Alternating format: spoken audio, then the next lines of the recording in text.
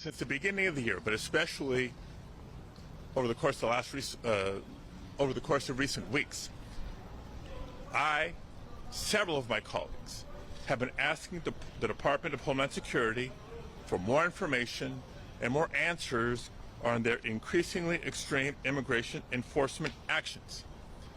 And we've gotten little to no information in response to our inquiries. And so I came to the press conference to hear what she had to say, to see if I could learn any new additional information. And at one point, I had a question. And let me emphasize, just as we've emphasized the right for people to peacefully protest and to stand up for their First Amendment rights, for our fundamental rights. I was there peacefully. At one point, I had a question. And so I began to ask a question. I was almost immediately forcibly removed from the room. I was forced to the ground, and I was handcuffed. I was not arrested. I was not detained. I will say this. If this is how this administration responds to a senator with a question, if this is how the Department of Homeland Security responds to a senator with a question, you can only imagine what they're doing to farm workers, to cooks, to day laborers out in the Los Angeles community and throughout California and throughout the country.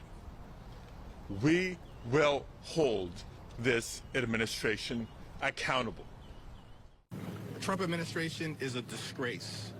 Secretary Noem is a disgrace. The manhandling of Senator Alex Padilla was a complete and total disgrace. Senator Padilla is a good man, a decent man, a patriotic man, and a hardworking man. He's the very embodiment of what a United States senator should represent in this great country of ours, anchored in the principle of self-government. He was at that press conference doing his job, asking questions about what is taking place in California, the state that he represents, and on behalf of the American people. And he was recklessly and aggressively manhandled. That was unacceptable. It was unconscionable. It was unpatriotic. It's un-American. And every single person who was involved in manhandling Senator Padilla should be held accountable to the full extent of the law. Yes. So this is not going to end until there is accountability and until the Trump administration changes its behavior. This administration is not about law and order. It's about lawlessness and disorder.